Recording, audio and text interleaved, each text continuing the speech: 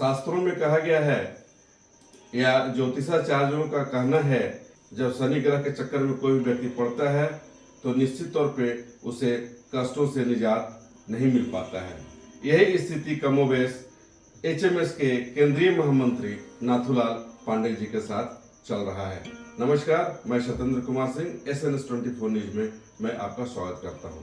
मैं बात कर रहा हूं नाथूलाल पांडे जी। नाथूलाल पांडे हिंद खदान मजदूर फेडरेशन जो उनका है उसके वो कथित तौर पे अध्यक्ष हुआ करते थे। हालांकि उसे ये कहा जाए कि जब वे अध्यक्ष बने तो उन्हें कार्यकारी अध्यक्ष का कार्यभार सौंपा गया और किसी न किसी कारण से वे 16-17 साल तक अध्यक्ष रहे। लेकिन अभी कुछ दिनों पहले विवाद तब उत्पन्न हुआ जब उन्हीं के संगठन के लोग उनके HMS के जो राष्ट्रीय स्तर के जो पदाधिकारी हैं उनके पास लोगों ने शिकायत कर दी इनके खिलाफ। उन लोगों हरभजन सिंह के पास जो इन लोगों ने लिखित शिकायत की उसमें उन्होंने कहा था, लोगों ने कहा था कि नाथूलाल पांडे जी के कार्य पद्धति से हम लोग संतुष्ट नहीं हैं, इसलिए दूसरे अध्यक्ष को मनोनीत किया जाए।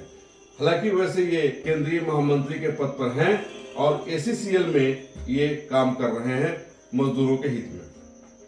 अब मजदूरों के हित में कितना काम करेंगे ये तो बात की बात है, लेकिन अभी हम इनके कष्ट की बात बता रहे थे कि पहले उनके लोग उनका विरोध किया, फिर जब JBCCI 11 का जब निर्णय आया तो उसमें लोगों को लगा कि मजदूरों को कुछ परेशानियों का सामना करना पड़ेगा, इसलिए वेतन कम मिलेगा, इसलिए हम लोगों को हड़ताल पर जाना एकदम नित्यांत आवश्यक है। इसके लिए रांची में 5 केंद्रीय यूनियन की एक बैठक हुई जिसमें निर्णय लिया गया कि 3 दिवसीय हड़ताल कोल इंडिया में किया जाएगा।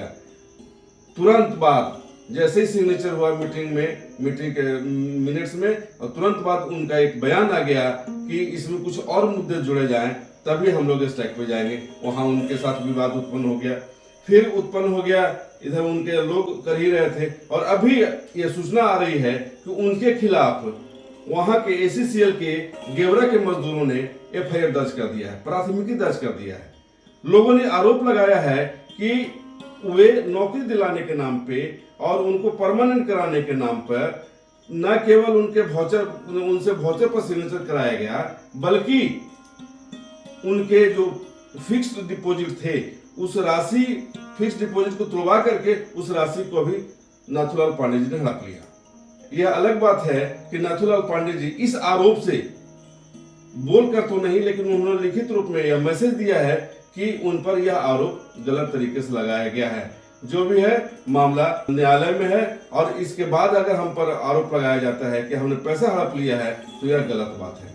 मजदूरों ने जो शिकायत की है, मजदूरों की जो शिकायत है उसमें स्पष्ट रूप से कहा गया है कि ACCL में Rohini associates ex military enterprises KTMT में 160 लोग काम करते थे और उस संस्थान के पास वैध रूप से लेबर लाइसेंस नहीं था, जिसके कारण मजदूरों को बैठा दिया गया। तो सभी मजदूर पहुंचे नाथूलाल पांडे जी के पास, बोले कि बाबा हमें जो है आप परमानेंट करा दो, हमें आप ड्यूटी जो करते हैं या एक्स्ट्रा जो काम करते हैं 8 घंटे के बाद उसका हमें OT दिलवा दो, ओवर टाइम दिलवा दो।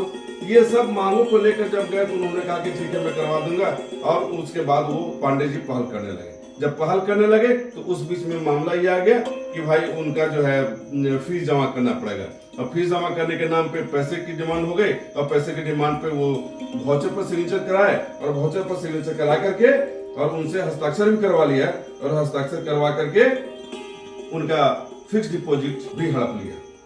और जब मजदूरों को पता चला तो उसके बाद मजदूरों ने स्थानीय थाने में प्राथमिकी दर्ज करा दी। उन लोगों का बैंक ऑफ इंडिया कोरबा में खाता था, ज्वाइंट अकाउंट खुलवा करके वहां से पैसे हड़पने का उन्होंने काम किया है।